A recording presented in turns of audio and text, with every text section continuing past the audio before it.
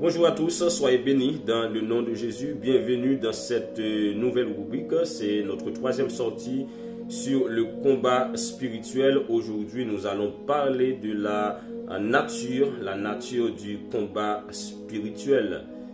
Éphésiens chapitre 6, le verset 12, la Bible dit que nous n'avons pas à lutter contre la chair et le sang, mais contre les dominations, contre les principautés, contre les esprits méchants dans les lieux célestes.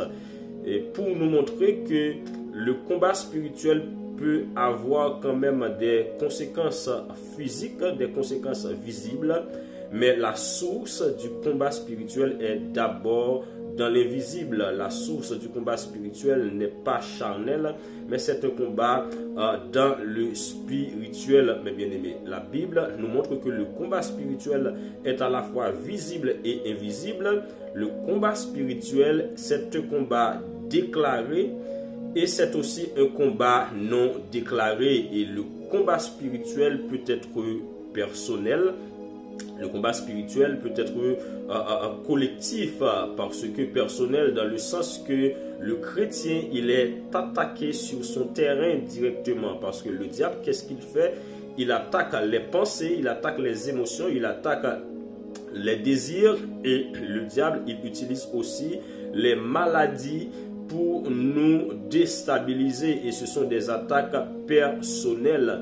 Et la Bible nous montre qu'il y a plusieurs types d'attaques personnelles. Par exemple, le diable, il utilise l'oppression des personnes qui sont opprimées. Le diable utilise aussi la dépression qui est très courante dans notre société actuelle. Et le diable utilise aussi l'obsession. Nous avons beaucoup de personnes qui sont obsédés, soit plongés dans l'alcool, dans toutes sortes de drogues, etc.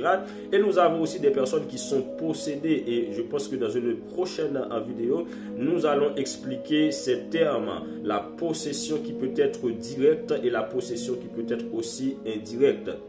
Ça, c'est pour parler du combat spirituel de manière personnelle. Mais le combat spirituel peut être aussi un combat collectif dans le sens que les familles sont attaquées, les églises sont attaquées, les couples sont attaqués, les villes, les pays sont attaqués.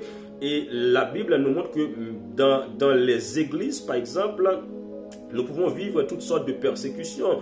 Par exemple, les fausses doctrines, l'Église est ciblée à travers des fausses doctrines. Et les fausses doctrines sont parfois des forteresses. Parce que la Bible nous dit dans 2 Corinthiens chapitre 10, car les armes avec lesquelles nous combattons ne sont pas charnelles. Ces armes sont puissantes par la vertu de Dieu pour faire quoi? C'est pour renverser des forteresses. Et le serviteur, il continue pour dire, pour renverser toutes sortes de raisonnements. Parce que parfois, les raisonnements, ce sont des forteresses. Aujourd'hui, nous avons ces genres d'attaque. Nous vivons ces genres d'attaque dans nos églises à travers un certain raisonnement, à travers des fausses doctrines, des personnes qui se sont glissées dans les assemblées pour enseigner tout et n'importe quoi. Et aujourd'hui, on a l'impression que l'Église perd la saveur de l'évangile, la vraie évangile, l'évangile de Jésus-Christ.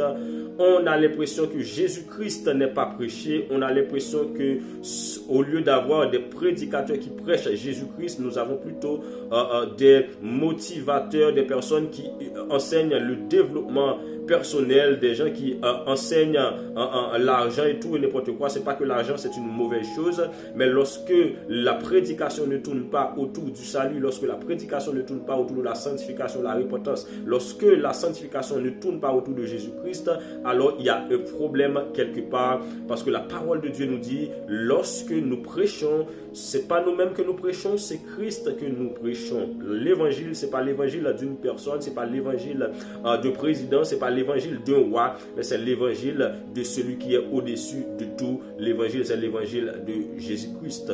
Voilà pourquoi l'Église est ciblée par toutes sortes de persécutions, les divisions, les sectes, etc.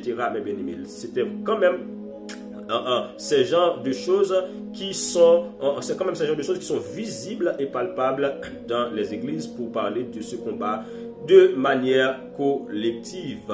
Le combat spirituel est personnel, le combat spirituel est collectif, le combat est visible, invisible, le combat est déclaré, le combat peut être aussi non déclaré. Ce sont là les différentes formes que peut apprendre le combat spirituel: l'oppression, dépression, obsession, possession, le combat sur le terrain personnel du chrétien. Que le Seigneur vous bénisse abondamment. On se donne rendez-vous pour une prochaine rubrique dans le nom de Jésus-Christ.